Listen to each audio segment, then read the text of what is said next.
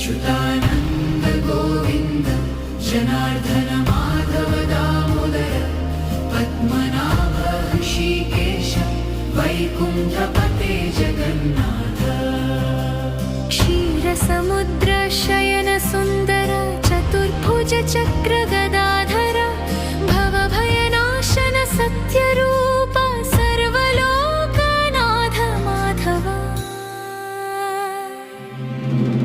नारायण वासुदेव त्रिविक्रमा विष्णो वामन माधव केशव श्रीधर हरिनाम सततं